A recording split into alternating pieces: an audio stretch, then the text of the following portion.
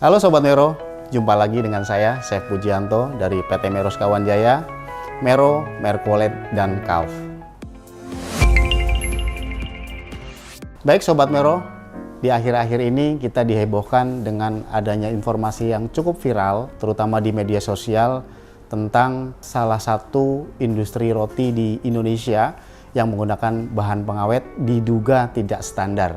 Nah, kali ini kita akan bahas bahan-bahan baku apa saja yang kiranya dibolehkan oleh pemerintah Indonesia dan bahan baku mana saja yang tidak boleh digunakan untuk adonan roti. Dan apa sih efek sampingnya ketika kita menggunakan bahan baku tersebut?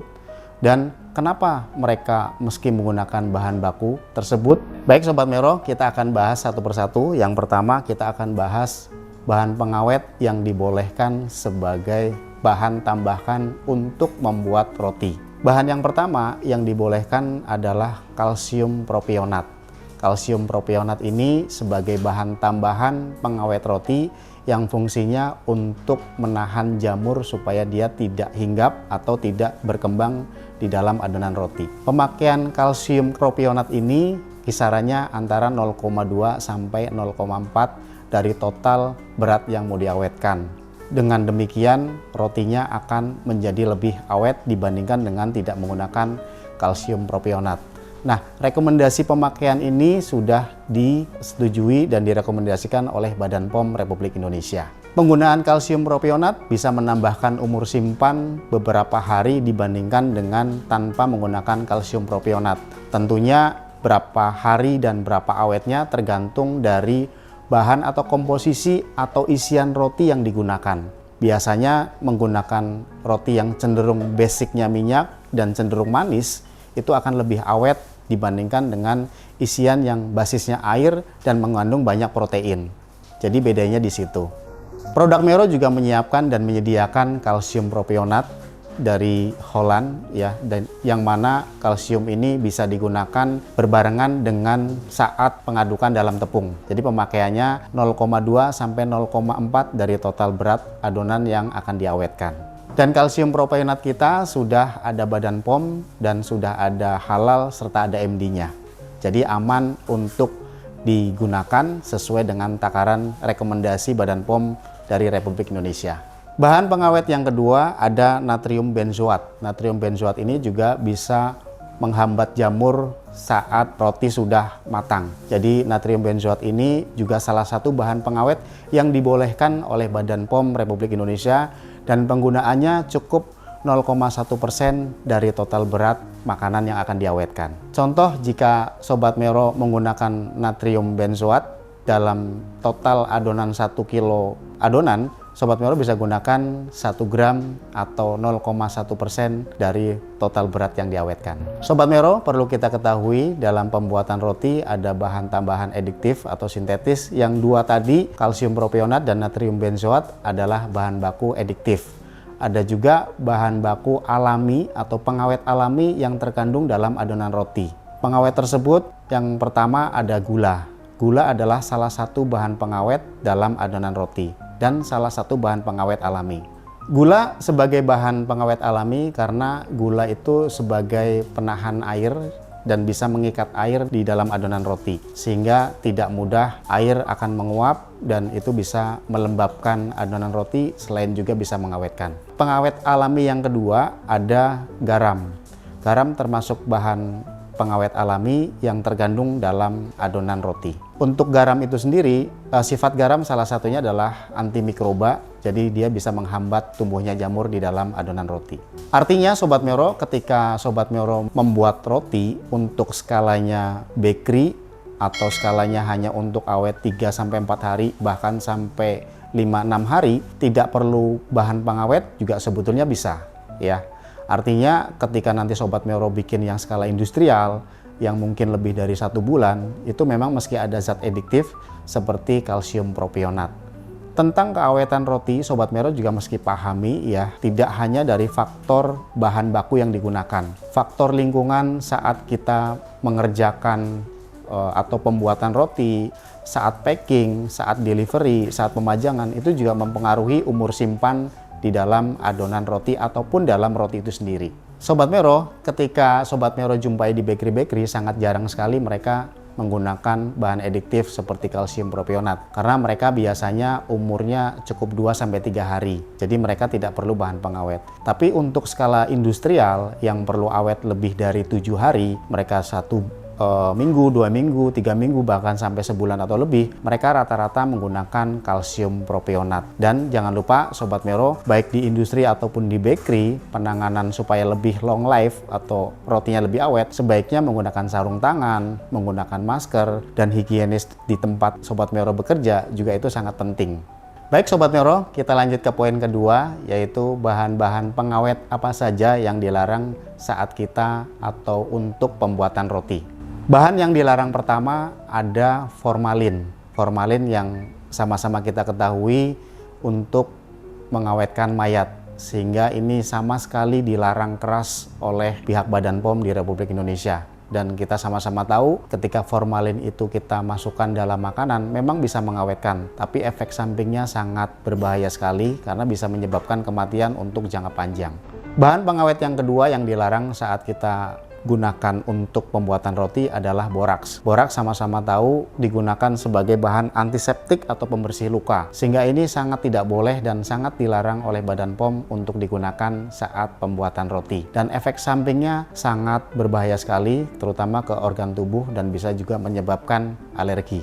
Sobat Mero, sebetulnya sangat banyak sekali bahan-bahan yang aneh-aneh yang di luar sana yang dilarang dalam proses pembuatan makanan. Dan ini yang paling sering kita jumpai di pasaran dan sering kita dengar dan yang kita kutip, dan masih banyak lagi produk-produk yang lain yang dilarang.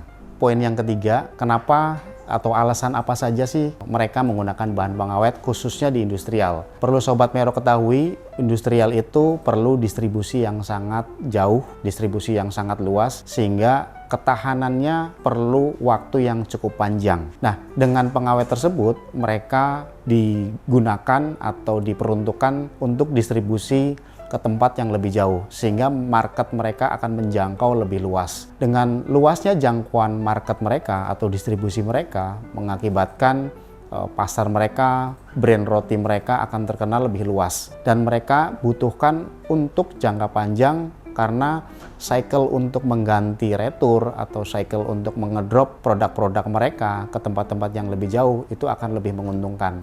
Karena cost saat distribusi juga perlu diperhitungkan oleh pelaku industri roti.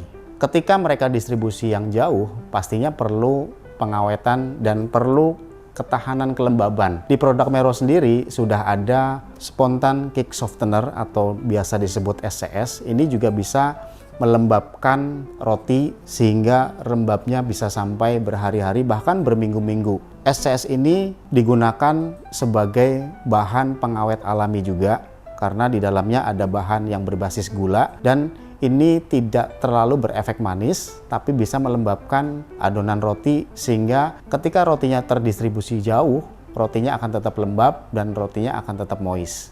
Selain ada SCS tadi, kita juga ada Breda Gel atau biasa disebut dengan bread gel. Bread gel ini adalah produk satu-satunya di Indonesia yang menjamin rotinya tetap lembut dan tetap lembab. Nah, Breda Gel ini adalah emulsi yang dikhususkan untuk roti, yang mana cara kerja Breda Gel ini mendistribusikan cairan ke seluruh permukaan roti, sehingga kelembaban roti itu tetap terjaga. Selain menggunakan SCS, pemakaian 2-3% dari total tepung, juga menggunakan Breda Gel 2% dari total tepung. Dan ini fungsinya sangat baik sekali bagi industri-industri roti yang pengen kelembabannya terjaga dan pengen kelembutannya tetap panjang sesuai dengan umurnya roti. Perlu Sobat Mero ketahui, produk kami dari PT Mero Sekawan Jaya yaitu Breda Gel atau Bread Gel dan SCS yang digunakan saat pembuatan roti sudah ada label halalnya, sudah ada MD-nya, dan sudah tersertifikasi oleh Badan POM Republik Indonesia. Jadi aman untuk digunakan. Tidak perlu khawatir untuk menggunakan produk-produk dari PT Mero Sekawan Jaya. Selain dari kedua bahan tersebut, kita juga ada bread improver. Bread improver dari Mero ada dua kelas. Yang pertama, kelas industrial, kita ada bread mat top, yang mana bread mat top ini adalah jenis bread improver industrial yang multipurpose. Artinya ketika nanti dengan metode apapun ya, mau didobrek rotinya, mau langsung atau strike dough, no time dough, bisa digunakan. Dan ini biasanya skalanya untuk industrial. Bread improver Meros Kawanjaya sendiri sudah tersertifikasi halal dan sudah ada MD-nya dan aman untuk digunakan. Pemakaian bread improver antara 0,2 sampai 0,4% dari total tepung. Bread improver yang kedua ini untuk yang kelas medium sampai yang kelas high, ya biasanya digunakan oleh bakery-bakery yang berkhusus untuk roti-roti yang lebih empuk dan pengembangannya lebih baik, yaitu bread improver Parfait Super Soft. Dari kedua bread improver ini, produk dari Mero sangat cocok untuk berbagai macam jenis makanan yang berbasis roti di Sobat Mero. Tadi kita sudah bahas tentang Bregel, bread improver, dan spontan cake softener. Tiga bahan tadi tetap digunakan dalam proses pembuatan roti karena fungsinya memang berbeda-beda. Yang pertama, bread improver itu membantu ragi saat dia pengembangan. Yang kedua, bread improver berfungsi sebagai penahan gas. Setelah roti ngembang, dia ditahan sehingga rotinya tidak mudah keriput dan tidak mudah kempes. Itu salah satu fungsi dari bread improver. Nah, fungsi Bregel sendiri, dia mengikat seluruh ingredient yang ada di dalam adonan roti. Sehingga kelembabannya terjaga, tidak mudah menguap cairannya, dan kelembabannya akan tetap terus terjaga dari hari pertama sampai rotinya expired, tetap lembut. Sedangkan spontan cake softener itu sendiri, dia untuk kelembaban yang lebih panjang. Biasanya digunakan untuk roti-roti yang di atas 2 minggu umurnya. 2 minggu, 3 minggu, sampai sebulan, sampai lebih dari 1 bulan, rotinya tetap moist, sehingga perlu ditambahkan spontan cake softener. Pada intinya, bread improver itu membantu kinerja ragi dalam pengembangan dan untuk tekstur volume bagian luar. Tidak mudah kempes, tidak mudah keriput, dan rotinya tetap kokoh.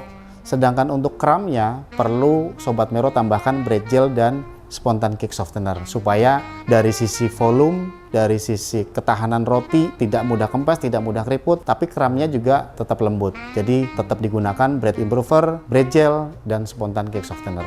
Itu adalah bahan-bahan dari PT Meros Kawanjaya yang bisa digunakan untuk roti industri, untuk roti bakery, bahkan untuk kelas ibu rumah tangga.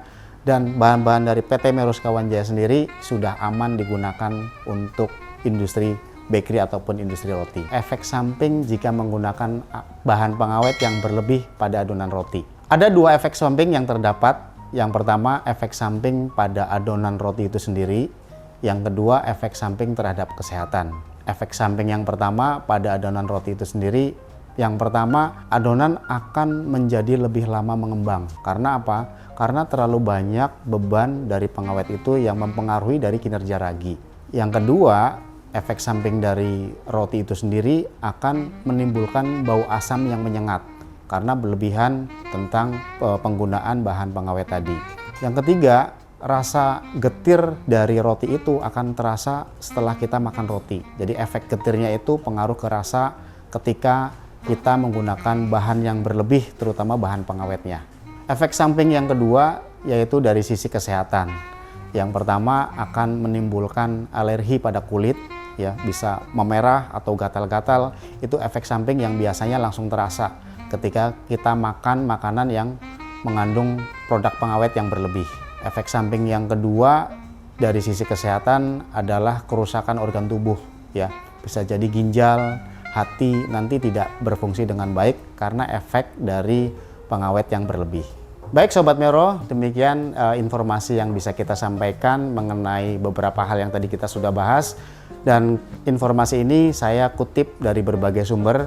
Bagi Sobat Mero yang ingin informasi yang lebih, mungkin Sobat Mero bisa search ke narasumber-narasumber yang lain atau bisa cari ke link-link yang lain supaya nanti informasinya lebih lengkap. Jangan lupa subscribe, like, komen, dan share untuk informasi yang lebih lanjut. Dan bagi Sobat Mero yang ingin mendapatkan produk-produk dari PT Meros Kawanjaya, tadi ada Bregel, bread improver, ada spontan cake softener, bisa klik link di bawah ini untuk pembelian di e-commerce di online-nya. Dan bagi Sobat Mero yang pengen mendapatkan offline, kita ada distributor dan cabang di seluruh Indonesia. Demikian video ini kita buat, mudah-mudahan menginspirasi dan bisa membuat tambah wawasan bagi kita semuanya. Demikian dari saya Syed Pujianto dari PT Meros Kawanjaya. Terima kasih, sampai jumpa.